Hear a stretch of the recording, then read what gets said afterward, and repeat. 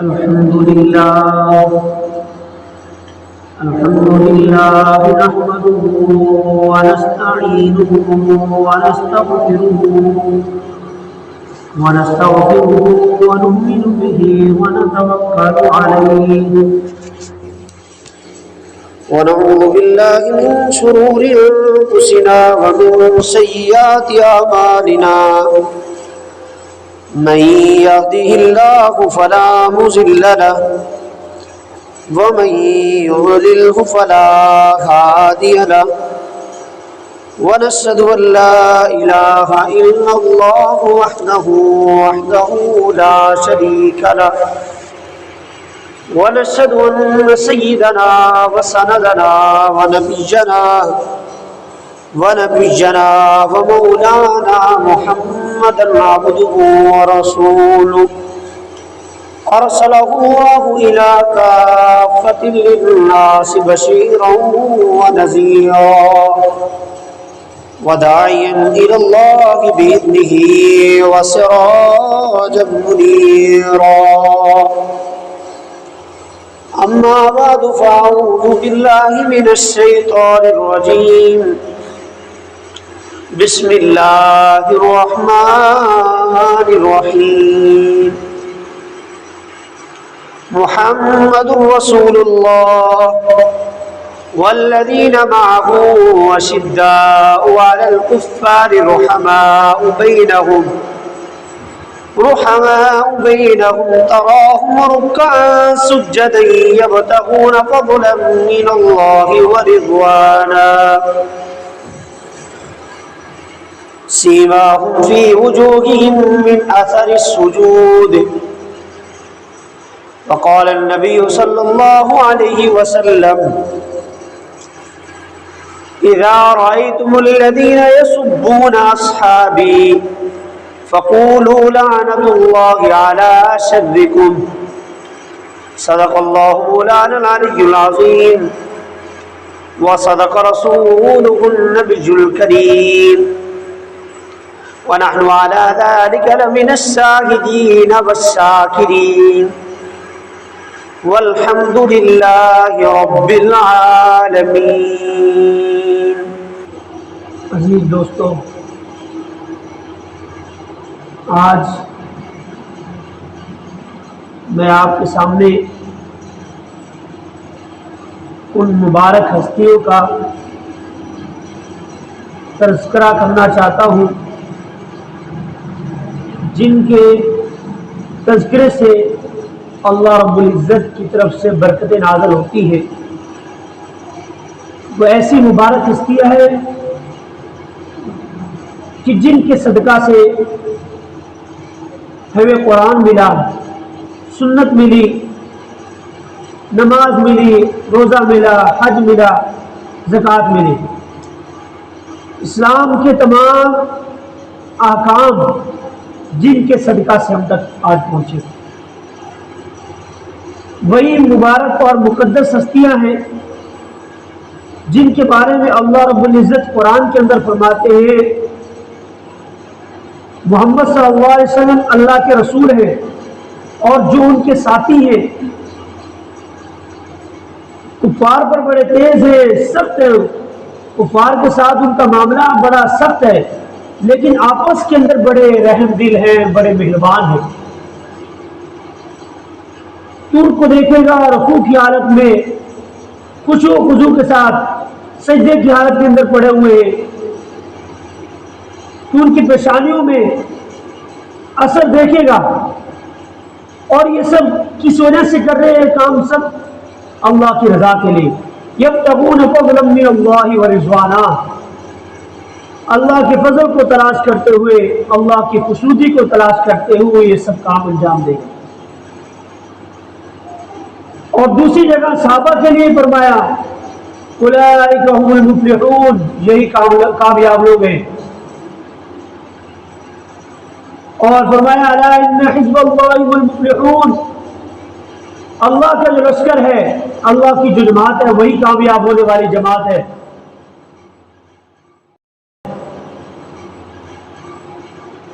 حقیقت تو یہ ہے کہ جتنی بھی اہل ایمان کے قرآن کے اندر صفات بیان ہوئی ہے تو اس کے سب سے پہلے جو حقدار ہیں وہ صحابہ کرام رضوان اللہ علیہم اجمعین ہیں، کیونکہ سابقون الاولون وہی تھے، سب سے پہلے ایمان لانے والے صحابہ کرام رضوان اللہ علیہم اجمعین تھے۔ اور آج دیکھیے کہ انہی حضرات کو لوگ گالیاں دیتے ہیں، انہی حضرات کو لوگ برا بھلا کہتے ہیں، انہی کی تنقید کرتے ہیں، انہی کی شان میں گستاخیاں کرتے ہیں۔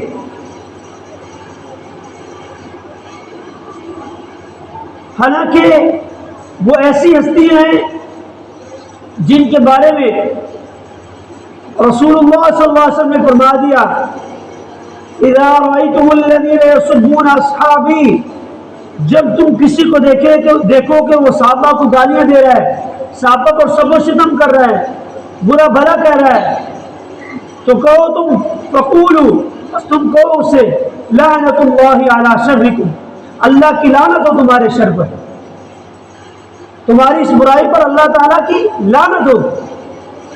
ایسی مقدس ہستیاں کہ قیامت تک صحابہ کے بعد کوئی ولی، کوئی غوث، کوئی قطب، کوئی ابدال، کوئی بڑا سے بڑا عالم، سب یہ جمع کر لیے جائیں تو کسی صحابی کے اس گھوڑے کی خاک پر نہیں پہنچ سکتے جس گھوڑے پر سوار ہو کر اس نے حضور صلی اللہ علیہ وسلم کے ساتھ مل کے کفار کے ساتھ جہاد کیا۔ تو ایسی مقدس ہستیاں جن کو آج برا بھلا کہا جاتا ہے، اور یہ حضور صلی اللہ علیہ وسلم کا فرمان تھا کہ قیامت کی نشانیوں میں سے ایک نشانی یہ بھی ہے کہ پہلے لوگوں کو برا بھلا کہا جائے گا، تو آج کہا جا رہا ہے۔ صحابہ کرام کو لوگ برا بھلا کہہ رہے اور کہہ رہے ہم اپنے علم کی بنیاد پر کہہ رہے، حالانکہ تمہارا علم کہاں تک پہنچ سکتا ہے، ان کے مقام تک تمہارا علم نہیں پہنچ سکتا ہے۔ اگر کوئی بات ایسی ملے بھی تو ہم کون ہوتے ہیں اس کو چالنے والے؟ ہم نے اپنا حساب دینا ہے، انہوں نے اپنا حساب دینا ہے۔ ان کی غلطیوں کو تو اللہ رب العزت نے معاف کر دیا، فرمایا رضی اللہ عنہم ورضوا عنہ، اللہ ان سے راضی ہو چکا، تو ہم آج کون ہوتے ہیں کہ ان کی گستاخی کریں؟ تو میں آج آپ کے سامنے صحابہ کرام رضوان اللہ علیہم اجمعین کی زندگی کے چند مثالیں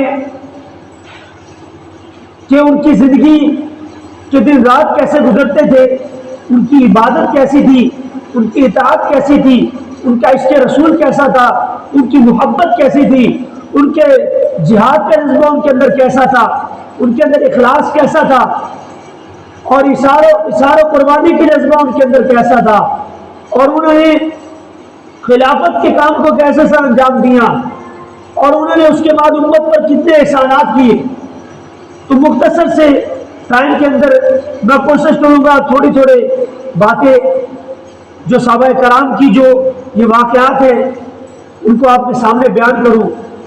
تو سب سے پہلے دیکھیے کہ صحابہ کرام جیسی مثال کیسے مل سکتی ہے۔ صحابہ کرام جیسی مثال دنیا پیش کرنے سے قاصر ہے کہ وہ صحابہ کرام رضوان اللہ علیہم اجمعین ایسے وقت کے اندر انہوں نے کلمہ پڑھا۔ آج ہم ان کی جس طرح کے اپنی جھونپڑی کی چھت گرنے پر تو ہم افسوس کر رہے ہیں، لیکن آسمان کی بلندیاں ہمیں نظر نہیں آ رہی۔ آفتاب اپنی ایک روشنی چھوٹی سی اس پر تو ہمیں گھمنڈ ہے، لیکن ہمیں آفتاب کی روشنی نظر نہیں آتی۔ یہ مثال ہو چکی ہے۔ صحابہ کرام رضوان اللہ علیہم اجمعین جس وقت ایمان لائے اس وقت ایمان لانا موت کو دعوت دینا، اس وقت ایمان لانا دنیا سے قطع تعلقی تھی۔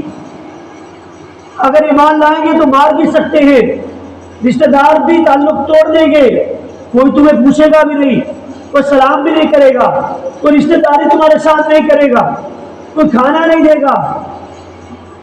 تو صحابہ کرام رضوان اللہ علیہم اجمعین نے اس وقت کے اندر اسلام کو قبول کیا۔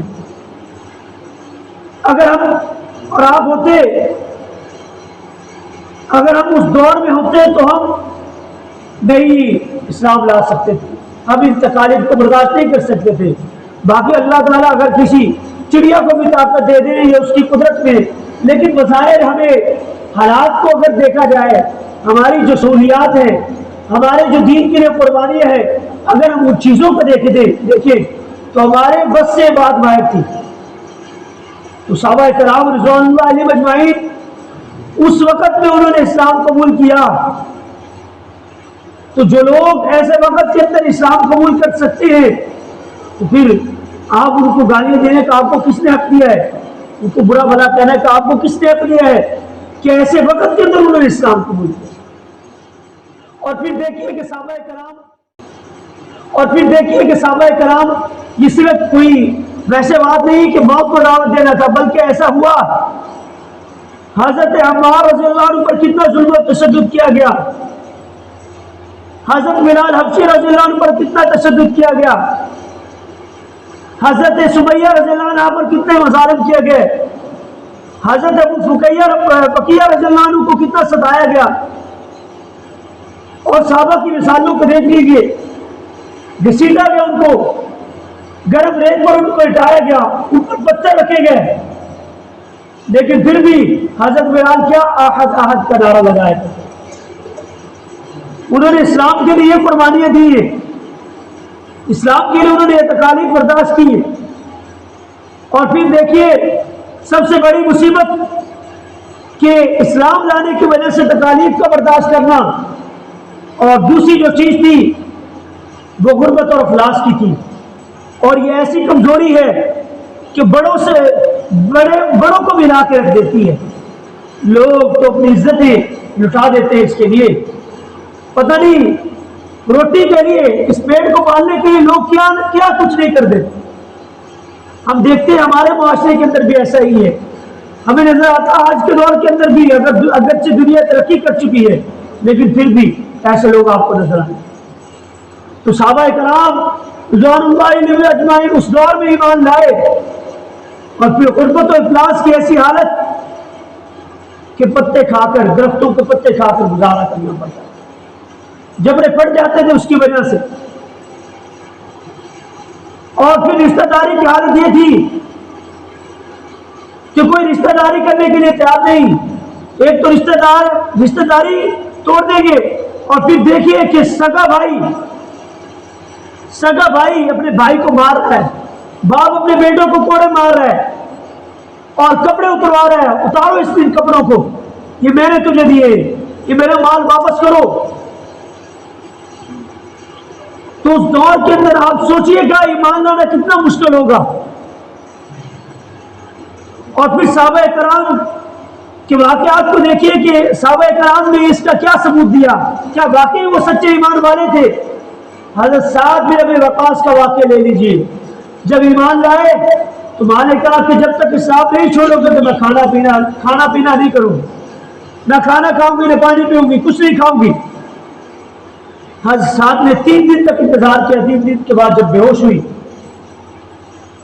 تو حضرت سعد نے اسلام کو نہیں چھوڑا، ان کی ماں کو اپنی قسم توڑنا پڑے گی، انہوں نے اسلام کو نہیں چھوڑا، اتنے پکے سچے مسلمان ہو گئے۔ اور پھر صحابہ کرام رضوان اللہ علیہم اجمعین کے غربت و افلاس کی حالت کو دیکھیے گا کہ پاؤں کے اندر جوتے نہیں ہیں، بدن پر کرتا نہیں ہے، کھانے کے لیے کچھ پاس نہیں ہے۔ حضرت ایک صحابی حضرت سعد رضی اللہ عنہ ہے یا اور صحابی ہے، وہ بیمار ہوتے ہیں، ان کی عیادت کے لیے صحابہ چل رہے ہیں، صحابہ کی جماعت جا رہی ہے، بدن پر کرتا نہیں، پاؤں میں پہننے کے لیے جوتا نہیں، کوئی موزہ نہیں ہے، کھانے کے لیے کچھ نہیں، بھوک پیاس کی یہ جماعت عیادت کے لیے جا رہی ہے، رسول اللہ صلی اللہ علیہ وسلم کے حکم کی تعبیر کے لیے جا رہی ہے کہ حضور نے مسلمان پر حق لازم کیا ہے کہ جب وہ بیمار ہو جائے تو اس کی عیادت کرے۔ اور جب بازار سے گزرتے ہوں گے وہ صحابہ کی جماعت، وہ کفار جب دیکھتے ہوں گے ان کا مذاق اڑاتے ہوں گے کہ تمہارے نبی نے تمہیں یہ کچھ دیا، یہ جس کے پیچھے تم چل رہے ہو اپنے ابائی دین کو چھوڑ کر جس محمد صلی اللہ علیہ وسلم کی غلامی تم نے اختیار کی ہے اس نے تمہیں یہ کچھ دیا ہے. لوگ تانا دیتے ہوں گے تو اس وقت ان کے دل پر کیا گزرتی ہوگی ہم سوچ بھی نہیں سکتے. لیکن پھر بھی انہوں نے ان چیزوں کی پرواہ نہیں کی بلکہ اپنے ایمان پر اپنے اسلام پر مضبوطی سے قائم رہے اور اپنی اس دعوت کو انہوں نے جاری رکھا, اپنے اس کام کو انہوں نے لازم کیا اور اپنی زندگیوں کے اندر انہوں نے لگایا اس کام کو. یہ تو صحابہ کرام کی غربت کی حالت ہے. رشتہ داروں کے ساتھ رشتہ دار حضرت عثمان غنی رضی اللہ عنہ کو سکے چچا نے مارا. اسلام لانے کی وجہ سے صحابہ کے اوپر کتنا تشدد کیا گیا. باپ نے اپنے بیٹے پر تشدد کیا, بھائی نے اپنے بھائی پر تشدد کیا, دوسرے لوگ جو آقا تھے انہوں نے اپنے غلاموں پر تشدد کیا. حضرت سمیہ رضی اللہ عنہ کو اسی کے اندر شہید کر دیا گیا جو سب سے پہلے اسلام کی شہید ہے. ابو جہل نے شہید کر دیا گیا, سب سے پہلے ابو جہل نے بچہ مارا, دو ٹکڑے کر دیے ان کے. یہ صحابہ کرام نے اسلام کے لیے قربانی دی اور آج ہمیں کس نے اختیار دیا ہے کہ ہم ان پر گالی گلوچ کریں. اور ان کی اشاروں قربانی کی حالت کو دیکھیے گا کہ اللہ رب العزت کو قرآن نازل کرنا پڑا. حضرت طلحہ رضی اللہ عنہ کا غالباً واقعہ جو قرآن کے اندر بھی بیان ہوا کہ ایک دفعہ حضور صلی اللہ علیہ وسلم کے پاس ایک مہمان آیا. حضور صلی اللہ علیہ وسلم کے پاس بھی کچھ نہیں تھا, پانی تھا بس, اس کے علاوہ کچھ نہیں تھا.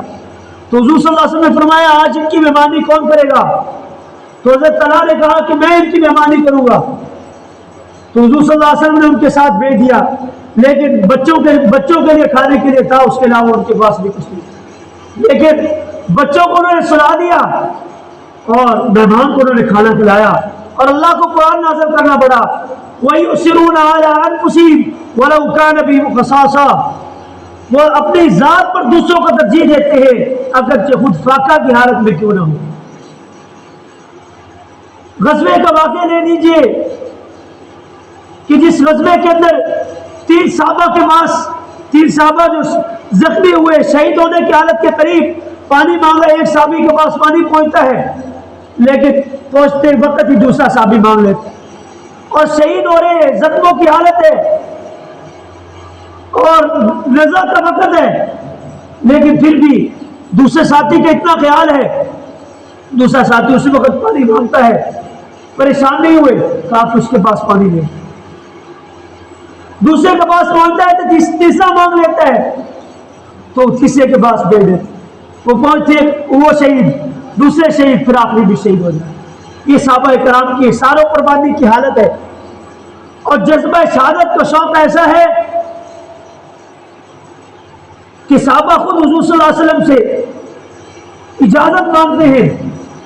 غزوات کے موقع کے اندر حضور صلی اللہ علیہ وسلم جن صحابوں کو نکال دیتے تھے, اور صحابہ کے واقعات کو دیکھیے, حضرت معاویہ حضرت معاذ کے دیکھیے کہ جو اپنا قد بڑا کرنے کے لیے پاؤں کی انگلیوں پر کھڑے ہوتے تھے تاکہ حضور صلی اللہ علیہ وسلم جب لشکر کی ترتیب پر مارے تو ہمیں نہ اس لشکر سے نکال دیں کہ یہ چھوٹے ہیں اپنے آپ کو بڑا دکھلانے کے لیے.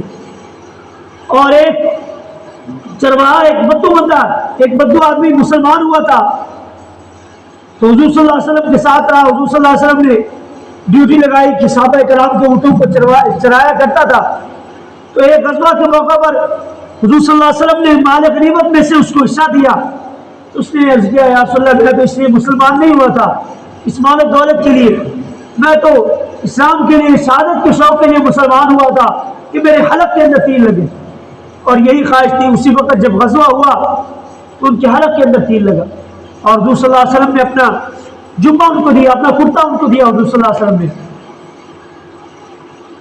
کیسا صحابہ کرام کے اندر شہادت کا شوق, قربانی کا جذبہ تھا. ان کی محبت کی حالت کو دیکھیے کہ حضور صلی اللہ علیہ وسلم سے کتنی محبت کہ حضور صلی اللہ علیہ وسلم کے لیے جان دینے تک تیار. دیکھیے گا حضرت ابوبکر صدیق کا واقعہ کھول کر کبھی آپ ان صحابہ کی سیرت کا مطالعہ کیجیے تو آپ کو جو اگر کوئی تھوڑی بہت اگر کوئی بات ملے تو اس کے مقابلے کے اندر ہیچ ہے، لیکن پھر بھی ملے بھی تو آپ کو اختیار نہیں ہے، کیونکہ اللہ فرماتے ہیں تلک امۃ قد خلت لها ما کسبت ولکم ما کسبتم، تمہارا کیا تمہیں بھگتنا پڑے گا، ان کا کیا ان کو بھگتنا پڑے گا، وہ ان کی اپنی شان ہے، انہوں نے جو کچھ کیا اللہ رب العزت جانتی، اللہ رب العزت ان کی گواہیاں دے رہا ہے۔ حضرت ابوبکر صدیق رضی اللہ عنہ کا واقعہ پڑھیے گا کہ حضرت ابوبکر صدیق رضی اللہ عنہ جب اسلام لائے تو انہوں نے کعبہ کے پاس ایمان کی جب بات کی، حضور صلی اللہ علیہ وسلم کا دفاع کیا، کلمہ توحید کی دعوت دی، تو ان کو مارا گیا، بے ہوش ہو گئے، مرنے کے قریب ہو گئے، تو قبیلہ بنو تمیم جو تھے وہ اٹھا کر ان کو لے گئے کہ یہ مری نہ جائیں، شہید نہ ہو جائیں۔ لیکن پھر جب ہوش آیا تو سب سے پہلے کس کا زبان پر نام تھا؟ حضور صلی اللہ علیہ وسلم، اپنے محبوب کا نام۔ یہ ان کی حالت تھی حضور صلی اللہ علیہ وسلم سے محبت کی۔ اور ادب کی حالت کیا؟ ادب کی حالت کو دیکھیے، حضرت ابو ہریرہ رضی اللہ عنہ جو محدث حدیثوں کے روایت کرنے والے صحابی، بڑا ان کا ایک مقام تھا، سب سے زیادہ حدیث کی روایت کتب حدیث کے اندر انہی کی ہے۔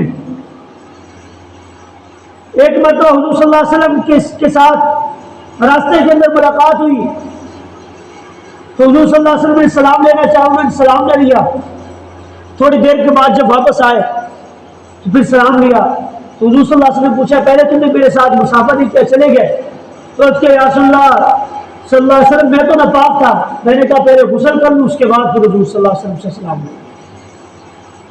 یہ ادب تھا حضور صلی اللہ علیہ وسلم کا۔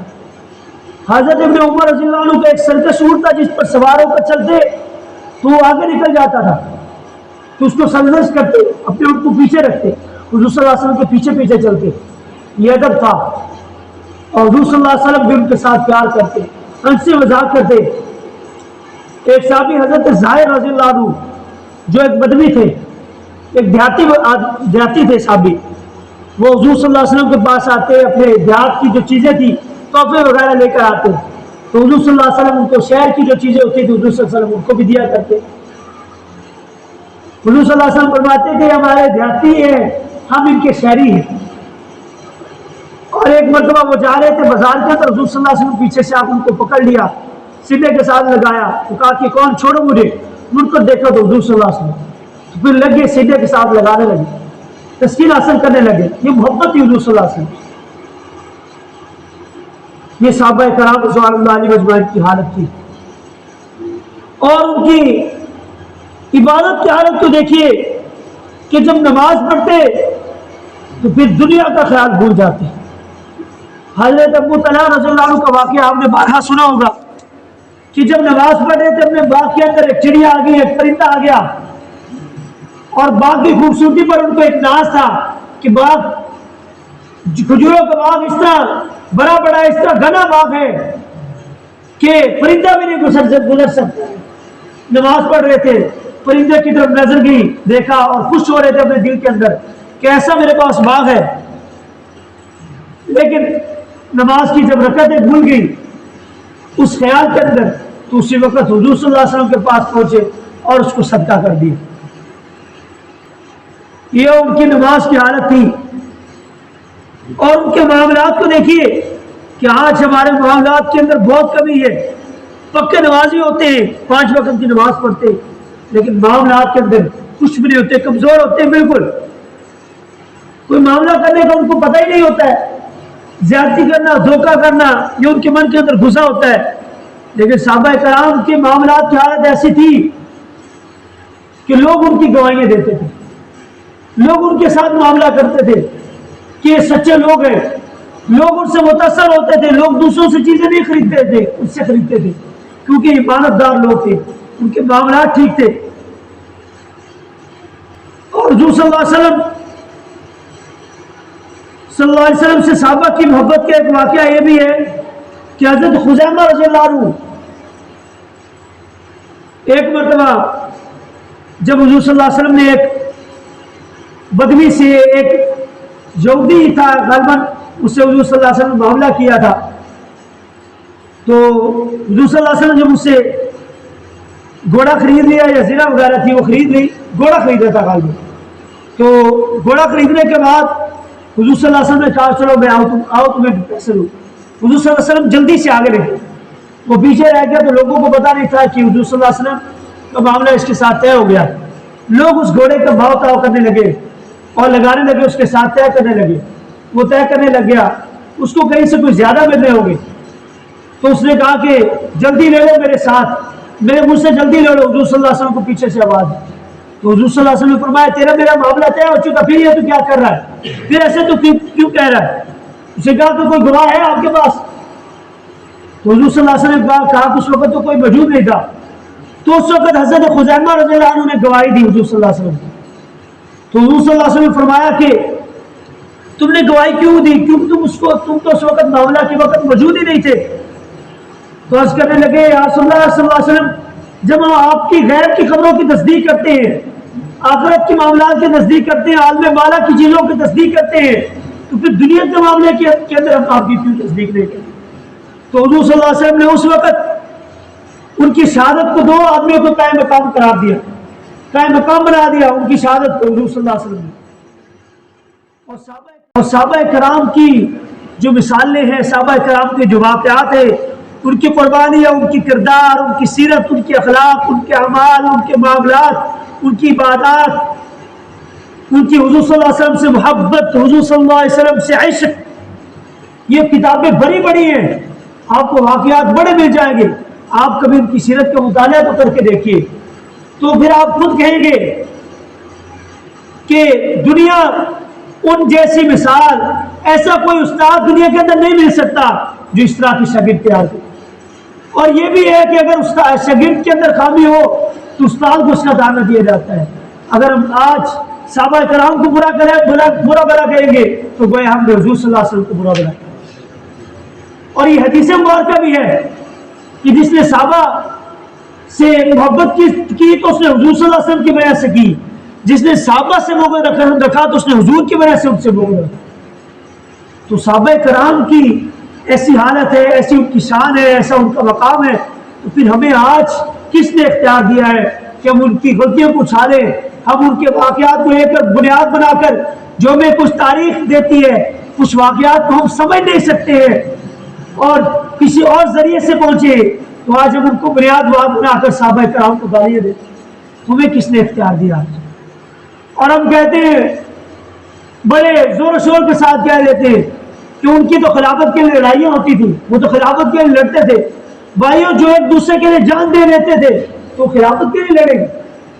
ان کی جو لڑائیاں ہوئی تھی وہ غلط فہمی کی بنیاد پر تھی, کیونکہ وہ خلافت کو ایک بڑا اہم مسئلہ سمجھتے تھے کہ اس کے اندر سوچ و بچار کے ساتھ معاملات ہونے چاہیے, سوچ و بچار کے ساتھ کسی کو خلیفہ بنانا چاہیے.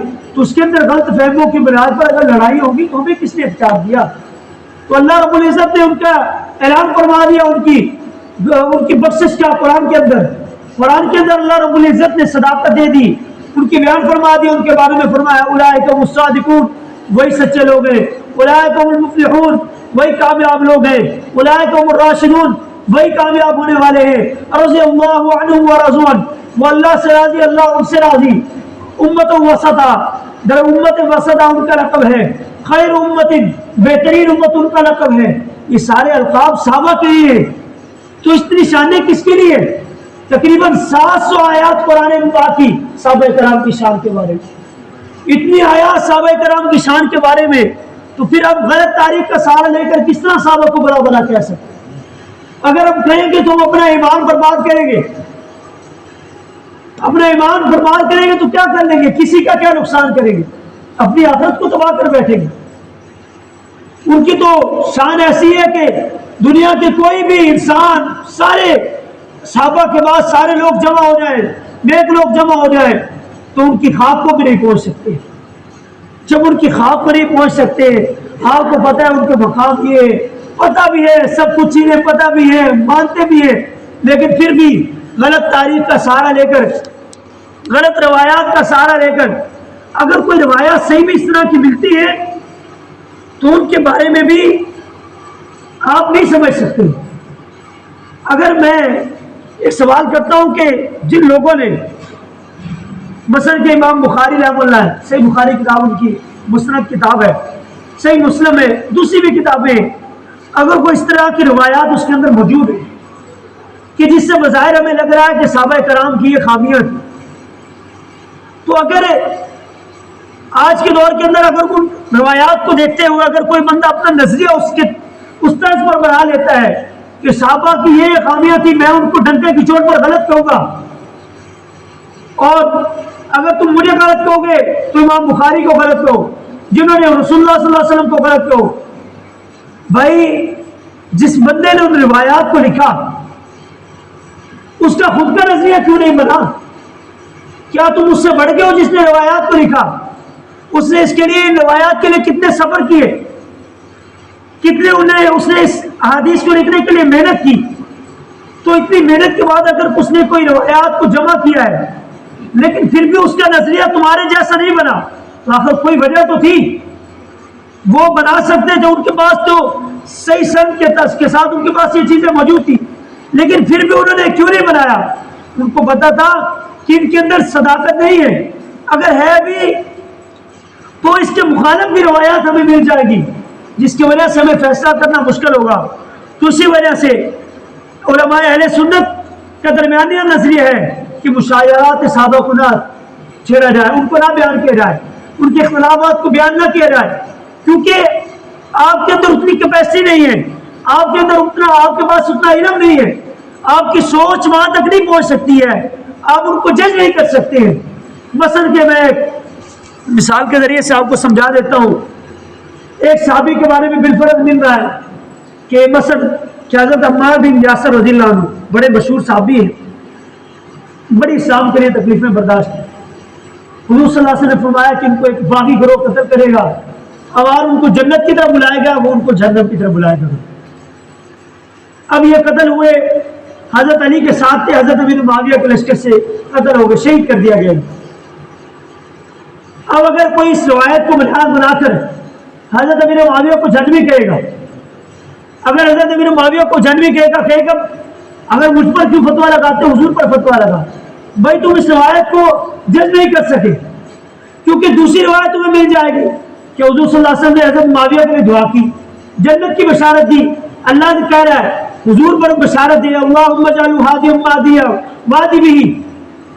اور اسی طرح حضور صلی اللہ علیہ وسلم فرما رہے کہ جو میری امت کے پہلا بیری لشکر جو جہاد کرے گا اس کے لیے جنت واجب ہے.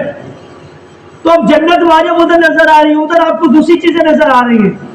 مختلف چیزیں جب آپ کو نظر آ جاتی ہیں، مختلف چیزیں آپ کو مل جائیں گی، تو آپ کو فیصلہ کرنا مشکل ہے. جب آپ فیصلہ نہیں کر سکتے، محدثین نے فیصلہ نہیں کیا، تو آپ کون ہوتے فیصلہ کرنے والے؟ جن کے پاس کامل ذرائع تھے، جن کے پاس تحقیق کرنے کے ذرائع موجود تھے اس وقت، کیونکہ اتنا صحابہ کو زیادہ عرصہ نہیں گزرا تھا، واقعات تازے تھے. لیکن آج 1400 سال گزر گئے، آج آپ نہیں اس کے حساب لگا سکتے. جب آپ کے پاس اتنی کیپیسٹی نہیں ہے، اتنا علم نہیں ہے، تو آپ کو کس نے اختیار دیا ان کو بنیاد بنا کر آپ صحابہ کرام کو برا بلاتے ہیں؟ تو بس اگر کوئی بندہ اس طرح کی بات کرتا ہے تو آپ نے اس کی باتوں میں نہیں آنا. جتنی مرضی آپ کو روایات بیان کرے، چاہے جو چیز مرضی بیان کرے، آپ نے اس کی چنگل میں نہیں پھنسنا ہے. وہ آپ کو کہے گا میں بخاری پر فتویٰ لگاؤ، مسلم پر فتویٰ لگاؤ، اس حدیث پر فتویٰ لگاؤ، میں نے یہ کر دیا، میں نے آپ کو دکھایا، آپ کی کتاب سے دکھایا. بھائی اس طرح کی چیزیں ملتی ہیں، لیکن آپ کو جج کرنا مشکل ہے. جس طرح میں نے آپ کو سمجھا دیا ہے، آپ نہیں جج کر سکتے. اسی وجہ سے محدثین نے فیصلہ کیا ہے آپ ان بکیڑوں میں نہ پڑو، بلکہ آپ اپنے ایمان کی درستی کی کرو، ان کے بارے میں بس ٹھیک نظریہ رکھو. صحابہ کرام کی شان کیا ہے؟ اللہ رب العزت نے ان کے ایمان کی گواہی دی، اللہ رب العزت نے جنت کی بشارت ان کو دے دی. اور میں تو کہتا ہوں کہ صحابہ کرام کہ صرف کا جو ماننے والا ہے، صحابہ کرام کو ماننے والا مسلمان ہے، ان سے تعلق جوڑنے والا سرمایہ اہل عرفان ہے، ان سے تعلق توڑنے والا شیطان ہے. صحابہ کرام رضوان اللہ علیہ اجمعین کی امت پر بہت ہی بڑا احسان ہے. وما علینا الا البلاغ المبین.